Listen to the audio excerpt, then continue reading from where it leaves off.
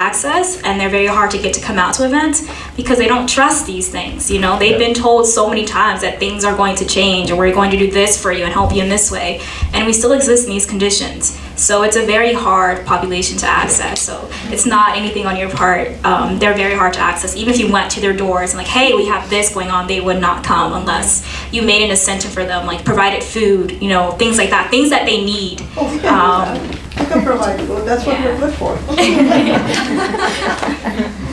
Ikshal mentioned Christie Lake Kids, and yes, I've worked with Christie Lake. I'm so pleased that Christie Lake Kids partnered with me. I also contacted the Boys and Girls Club of Ottawa, and unfortunately they were not able to send a representative today. So we're doing our part. I'm doing my best to reach out to whoever I can. Go ahead. So maybe, like, for example, in the next event that the Ottawa Muslim Women Organization, the big fundraiser that happens and stuff, maybe a portion of the money you fundraise can go towards outreach opportunities. Because I know you give to charity to help people, so maybe like when, try to, because you said money is a big challenge, right? And we know. So maybe when events that are done in the future by any organization, maybe the Canadian Council of Muslim Women, if there's some event or there's maybe a donation box or something, and that money can go towards helping with outreach opportunities to help young people, for example, the cost of busing kids to get here, for example, to give them maybe like, gift cards to Tim Hortons or whatever, something tangible and practical that they can leave with. They give us the opportunity to educate us, and then they leave with something maybe.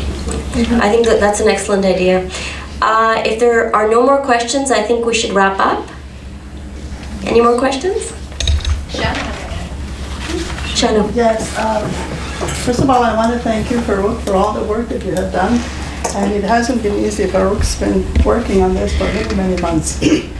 And it is something that she's very passionate about as a mother, as a community builder, and as a doctor too, because I'm sure she has many patients who are young people as well, right? And we're very proud of Farouk, and at the same time, we're very proud of all of you young people, because you are an inspiration to us. And unless we know what your thoughts are, what your dreams are, and how you feel, what it is that our adult world has given to you and what is lacking in this world. So therefore, what is given to you, you're going to use it to better it, but what is not given to you, you're going to have an input in it for the future so your children can benefit from. But at the same time, what I wanted to tell you was, all of you girls, not all of you, but a lot of you girls, and the whole panel here is of color. And you feel that stereotyping, the stigma. Well, let me tell you, my color is white, and I share that feeling. Ask me why. I'm a born Muslim. But do you think anybody believes that? No. The first question, even within the Muslim community, if I had a penny, never mind a dollar, but a penny, every time being asked, when did you convert? Did you convert for your husband? I always like to answer in humor and say, no, the last time I talked to God, he told me I was born this way. And also, or they'll ask me, the non-Muslims ask me, how did you get in with this lot? Well, I was born with them. Really? So, and another one, I'm an interpreter, and when I went to a conference in Toronto for the interpreters, I was talking to some of the Muslim ladies. It was getting to know you night before the conference started, and I went there and I said, Assalamu alaikum, I'm so-and-so, I'm from Ottawa. And they said, I'm a Muslim. Oh, no, you're not. I said, excuse me? If I don't know I'm a Muslim, who else is going to know? They said, no, you're not. And I said, why not? Well, you look too much like a Canadian. What is that supposed to be? Muslims only come in a certain color or a certain part of the world? Of course not. So even us Muslims, we have to educate ourselves about other Muslims. And we have to understand that we shouldn't judge. We shouldn't stereotype.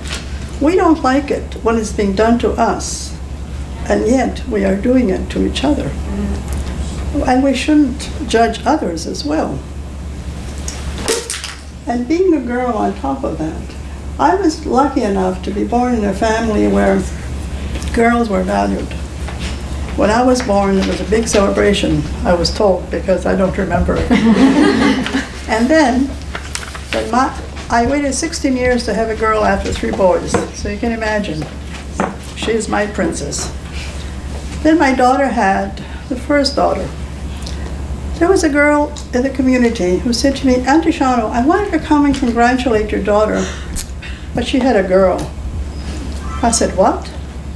Today, in 2012, that we can say that. And who does that come from? Another female. Yeah. That's very sad. And this woman had 4 daughters. And she's still apologizing for not giving a son to her husband. I said to her, how can you say that? You're a mother of 4 daughters. Well, she says, yes, but I don't have a son. So this is something that, regardless of, it's cross-culture. It's not just the Muslims, it's not just the Albanians, which I'm from.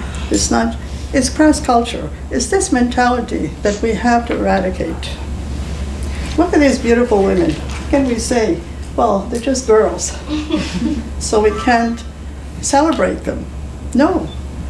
But we have these girls to thank for giving us a beautiful afternoon and for giving us an insight as to how you feel, and for making us understand too that it's very important to work with all of you and to see how we can change things and to make things better. Not just for people in Ottawa, globally, but if we don't do it collectively, and to try and understand and interact. Interacting with each other is the first step, and working collectively is very important, because these are the issues that are common for all of us, as a Canadian society, as a global society.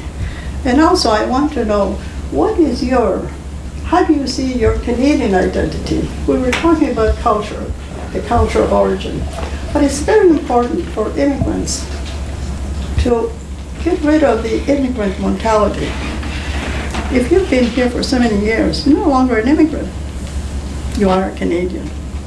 And we must think like a Canadian, and we must celebrate this wonderful country and work to keep it free, to keep it as good as it is, and to continue to give it our best, so it can flourish, so my grandchildren, your children, can enjoy that freedom and can enjoy what it is that you want to give them. Thank you.